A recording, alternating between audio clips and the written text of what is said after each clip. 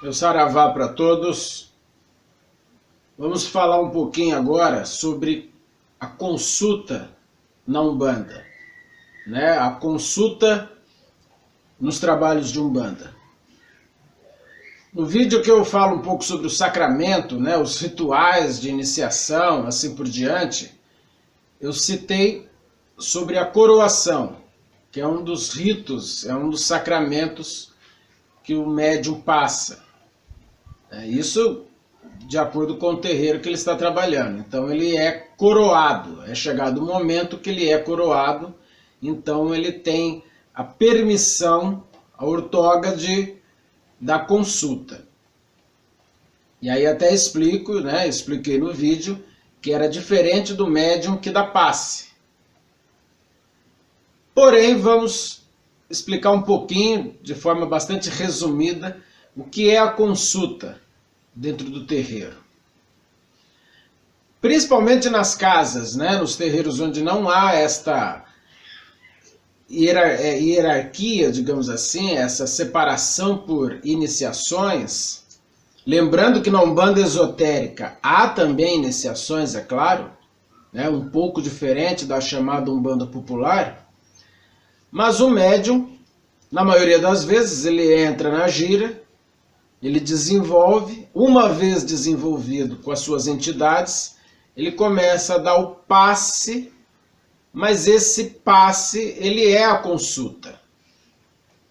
Ele é o trabalho de consultar.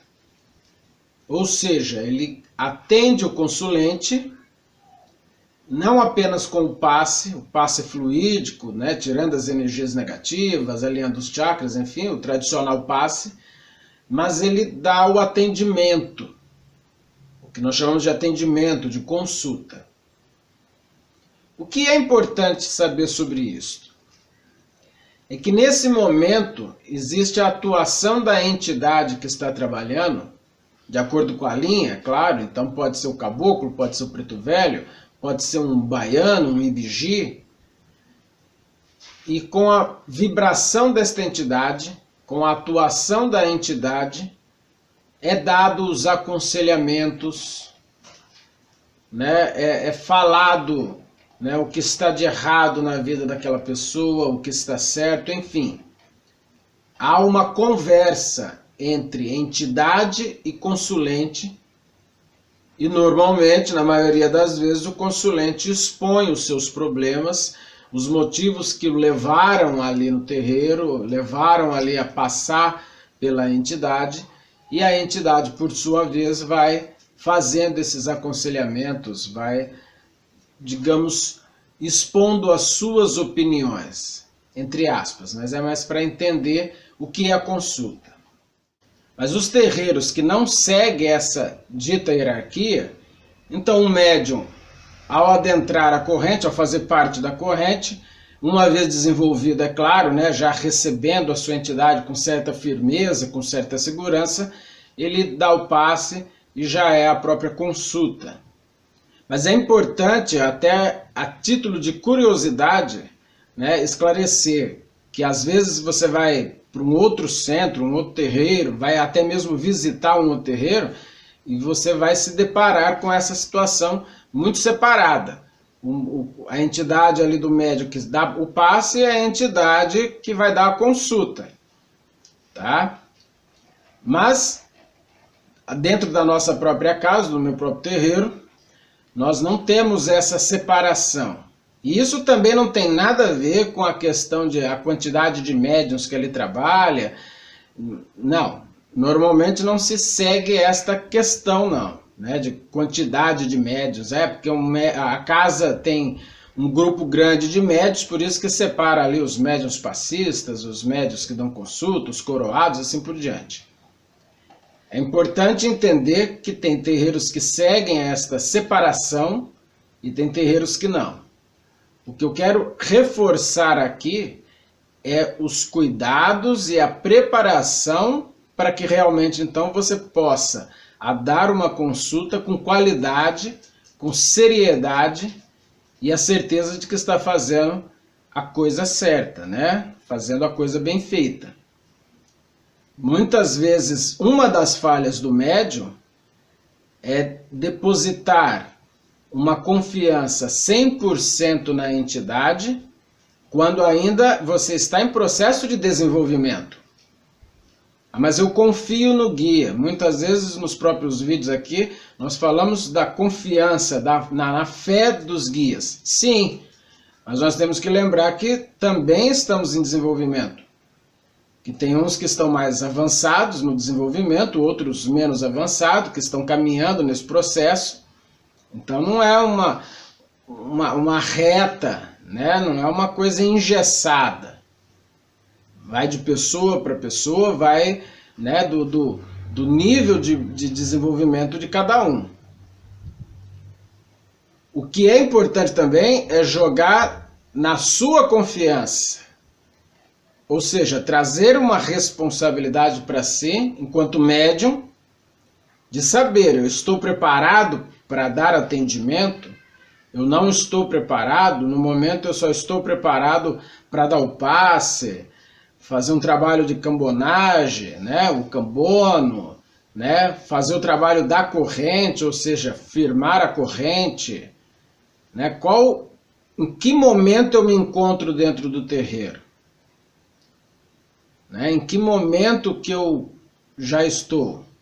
As entidades chefes da casa, não estou falando da minha casa, não, estou falando da maioria dos terreiros. As entidades chefes, né, a chefia da casa, seja o Babalaú, o Pai de Santo, a entidade chefe que ele comanda, essa com certeza, né, o que esperamos é claro, com certeza ela vai saber o momento que cada médium dentro do terreiro vai estar apto àquele determinado trabalho.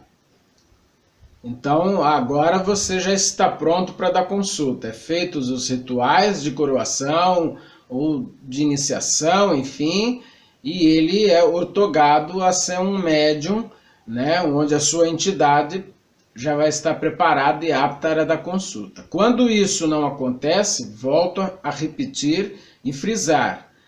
Demanda muito mais estudo, na verdade, inclusive. Demanda muito mais consciência entre o médium e a própria entidade que trabalha. E normalmente eu falo da entidade cabeça, inclusive. A gente vai explicar mais para frente, mas resumindo, a entidade de cabeça é a entidade que assume o comando mediúnico do médium. A vida mediúnica do médium. Pode ser um preto velho, pode ser um caboclo, né?